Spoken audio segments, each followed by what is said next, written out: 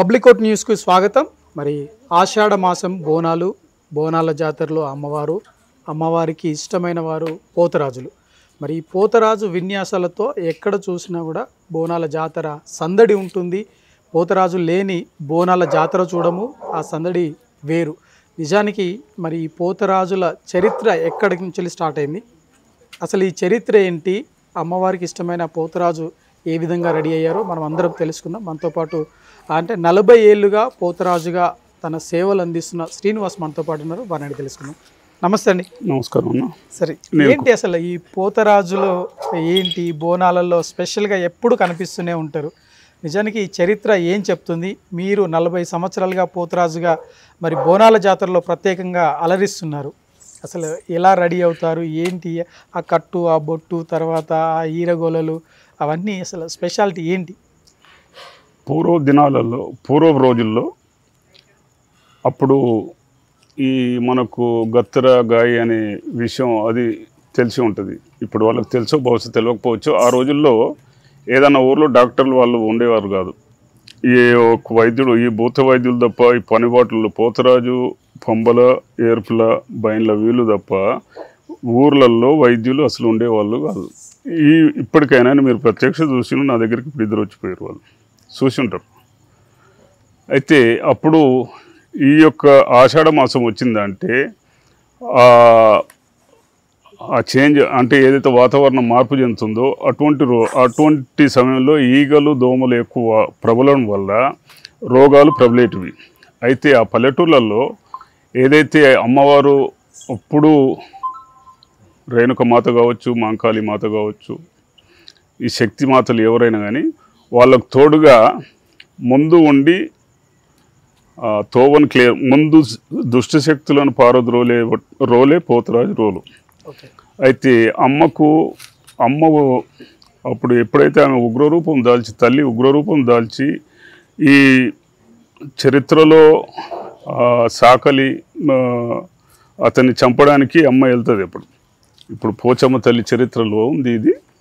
అయితే పోచమ్మ తల్లి చరిత్రలో ఎప్పుడైతే అమ్మ ఉగ్రరూపం దాల్చి తన చెల్లెల వల్ల తనకు అన్యాయం జరుగుతుంది, తల్లిదండ్రులు తను ఎరకబట్టడం లేదని అరణ్యంలో తిరుగుతూ ఉండగా ఆ తల్లి యొక్క బాధలు, ఆమె యొక్క కష్టాలు చూసి తమ్ముడు స్వయంగా పోతరాజు వేషధారంలో స్వయంగా అక్కకు కాపలిదారుగా, అక్కకు తోడుగా ఉంటానని తండ్రితో వరం పొంది పోతరాజుగా అతను నామకరణం పోతరాజుగా, అక్కకు తమ్ముడుగా స్వయంభూ అనమాట, స్వయం సృష్టి తనే పుట్టాడు అనమాట.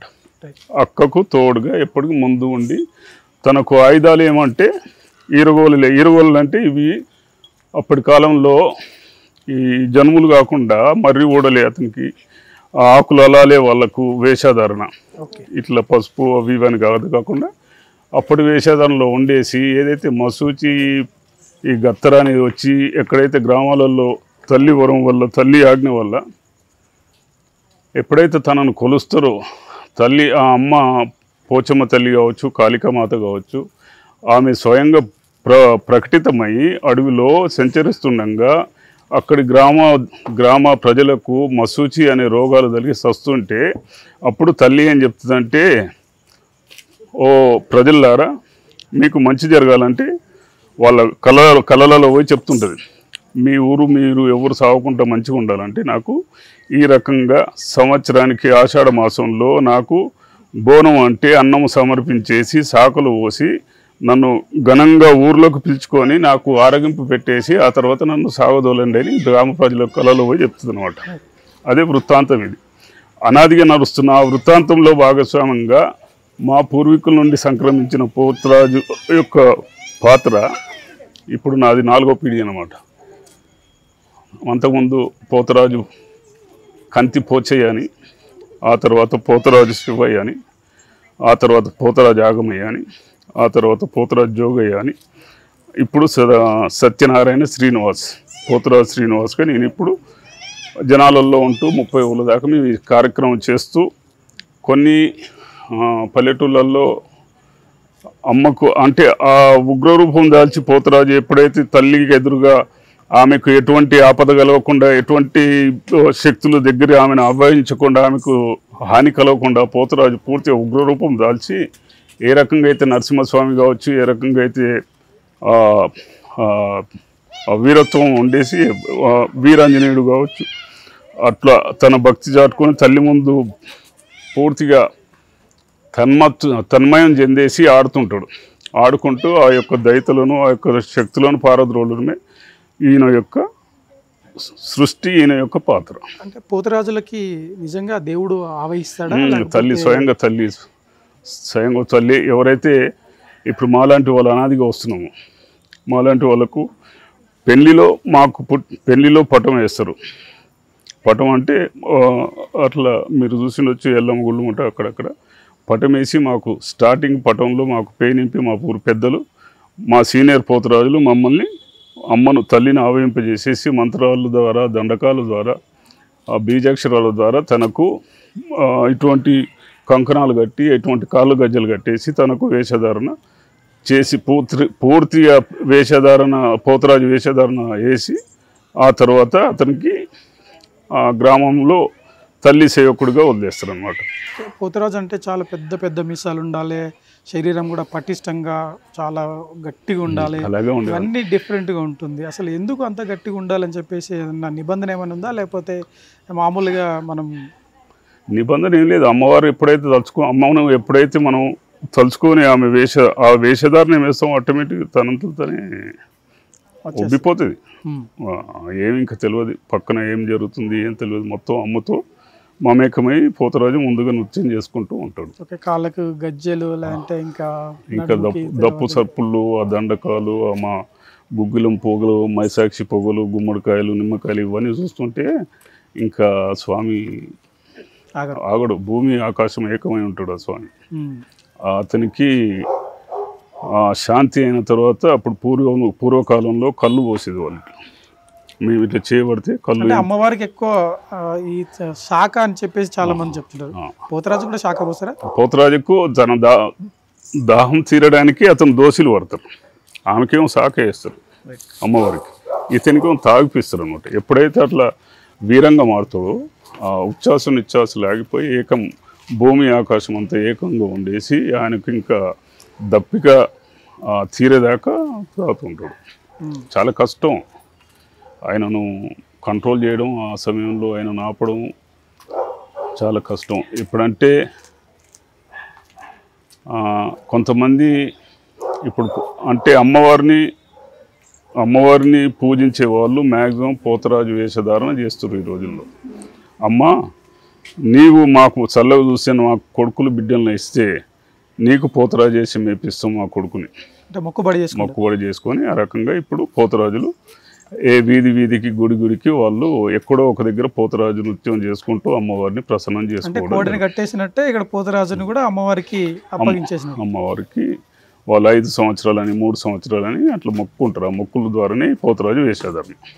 ఇప్పుడు చాలా మంది చూస్తున్నాం, చిన్న పిల్లలు కూడా పోతరాజు వేషాలు వేస్తున్నారు. నిజానికి అది సరైందేనా, లేకపోతే మామూలుగా తన భక్తి ప్రకటించుకోవడం? ఎప్పుడైతే నాకు కొడుకులు బిడ్డలు కావాలన్న పాటలు కూడా ఉన్నాయి కదా, నాకు కొడుకులు పుడితే నీకు ఎల్లమ్మ పోతరాజు ఆటలు ఆడిస్తా ఎల్లమ్మ అనే పాటలు కూడా ఉన్నాయి. అమ్మ అనుభవాలు, రచయితలు, కవులు, కళాకారులు పాటలు కూడా అమ్మను వర్ణించినమాట. అది వర్ణించుకుంటూ పాటలు పాడుతూ ఆ పాటల రూపంగా తన భావాన్ని తెలుస్తూ ఎప్పుడైతే తల్లిని వాళ్ళని కరుణించేసి ఆ ఇంట్లో తొట్టెలు కలిగిస్తుందో, బిడ్డలు కొడుకులను ఇస్తుందో అప్పుడు పోతరాజు తన ఇంట్లో నుండి బయటికి వెళ్తాడంట. అమ్మ నీ సేవ చేయడానికి నేను బయటికి వెళ్తున్నా, నీ ముందు ఉండి ఎప్పటికీ సేవ చేసుకునే భాగ్యం నాకు కల్పించినావు కాబట్టి ఇప్పటికీ నిన్ను ప్రసన్నం చేసుకోవడానికి నీ ముంగట నేను ఆడుతున్న తల్లి, నన్ను దీవించి రక్షించు, మా వలను సల్లంగా చూడన్నట్టుగా తను ప్రకటితమవుతుంది. పోతరాజు మొత్తం ముఖానికి అంతా కుంకుమ పసుపే రాసుకుంటారా, లేకపోతే డిఫరెంట్ ఇంకా చాలా ఇప్పుడు అసలు వాస్తవంగా చూస్తే తల్లికి న్యాచురాలిటీ అనమాట. అమ్మకు ఇష్టపడేది పసుపు కుంకుమ, ఆమెకి ఎక్కేది పసుపు కుంకుమ, ఆ తర్వాత విభూతి. ఆ 3 ఎప్పుడైతే త్రినేత్రం ఉంటుందో అమ్మకు, త్రినేత్రం ఉన్నప్పుడు ఆ త్రినేత్రం వేడి కాకుండా ఆ పసుపు ద్వారా చల్లపరచడానికి, ఆ కుంకుమ ద్వారా అమ్మను కొద్దిగా శాంతపరచడానికి, విభూతి ద్వారా శాంతిపరచుకోవడానికి అమ్మకు ఆ రకంగా సమర్పించుకునే వాళ్ళు. ఇప్పుడు కూడా సమర్పించుకునే అభిషేకం అన్నట్టు కుంకుమార్చన పసుపు అర్చన ఇట్లా విభూతి అర్చన అవన్నీ చేస్తారు కదా. ఆ రకంగా అమ్మ ప్రసన్నం అవుతుంది. ఏ రకంగా అయితే నరసింహస్వామిని ప్రహ్లాదుడు రక్షించిన తర్వాత ఏ రకంగా అయితే లక్ష్మీమాత నరసింహస్వామిని ప్రసన్నం చేసుకొని ఆమెను శాంతపరిచిందో, అదే రకంగా ఈ పసుపు కుంకుమ బండారు ద్వారా ఆమెను శాంతపరచడానికి పోతరాజు శివసత్తులు అనే వాళ్ళు ఆ పూర్వకాలం నుండి పుట్టిరామే వంశావృతం. అంటే అమ్మవారిని శాంతింప చేయడానికి పోతరాజులు లేకపోతే ఆమెను తట్టుకోవడం కష్టం. లేకపోతే మొత్తం ఈ ఊరు ఉండవు, శ్మశానాలు అయిపోతాయి. ఆమె నడుచుకుంటూ వెళ్తుంటే మనం చరిత్ర చూస్తున్నాం, పిక్చర్లలో కూడా చూస్తున్నాం. ఇప్పుడు ఆమె కదిలిందా అంటే తరం ఎవరి తరం కదా, ఈవెన్ శివుడి తరం కూడా కాలేదు కదా. అంత మహాశక్తి ఆమె, ఆదిశక్తి పరాశక్తి అంటారు. అందు గురించి పోతరాజులు కూడా పూజలు స్పెషల్గా అమ్మవారికి ప్రత్యేక పూజలు చేస్తారు. ఆ తర్వాతనే అమ్మవారు ఆవి ఇచ్చిన తర్వాత వాళ్ళు పోతరాజుగా వాళ్ళ సేవలు అందిస్తారు. ఎప్పుడైతే గుడికాడ కార్యక్రమాలు వివిధ రకంగా ఉంటాయి. ఫస్ట్ మైలలు తీయడం, ఆ తర్వాత శుద్ధి చేయడం, ఆ తర్వాత పందిర్లు వేయడం, పచ్చ పందిర్లు వేయడం, ఆ తర్వాత దాంట్లో పటాలు ముగ్గులు వేయడం, ఆ తర్వాత రతులు పోయడము, ఆ తర్వాత బలి ఇవ్వడము, ఆ తర్వాత శాఖలు పెట్టడము, ఆ తర్వాత మంగళహారితో శాంతపరచడము. ఏదైతే రతి ఉంటుందో దాని అంతా గంపలు ఎత్తేసి సరువు చల్లడం, ఊరికి మొత్తం రక్షణగా. ఆ తల్లి ఎక్కడైతే తన భోజనం ఎక్కడైతే రతి అంటారు దాన్ని తీసుకొని వాళ్ళ ఇళ్ళల్లో చల్లుకోవడం కానీ, వాళ్ళ పంటలలో చల్లుకోవడం కానీ, ఊరు మొత్తం పొలిమేర చుట్టూ కట్టేస్తారు అనమాట. అప్పుడు పోతరాజు ఆ ఊరు ముందు ఉంటాడు. ఆ పొలిమేర చుట్టూ తిరిగేసి ఆ వెనుక నుండి ఆ వృత్తికారులు ఉన్నారు, శాఖల వాళ్ళు గంప ఎత్తుకుంటారు, బలిగంప అంటారు దాన్ని. వాళ్ళు ఎత్తుకొని వెళ్తుంటే కొంతమంది ఆ యొక్క అన్నమును ఆ పొలిమేర చుట్టూ పొత్తి చుట్టడం అంటారు అన్నమాట. అప్పుడు ముందు పోతరాజు ముందు ఉండి ఏ శక్తులను రాకుండా వీరగోలు చరణకోల కూడా అంటారు దీన్ని. పట్ శబ్దంలో కొట్టుకుంటూ ముందు నడుస్తుంటే వెనక వీళ్ళంతా కార్యక్రమం చేసుకొని ఆ తర్వాత తల్లిని శాంతపరుస్తారు. ఇది ఈనాటి ఇంటర్వ్యూ. మరొక ఇంటర్వ్యూతో మళ్ళీ కలుద్దాం. అంతవరకు సెలవు. నమస్తే.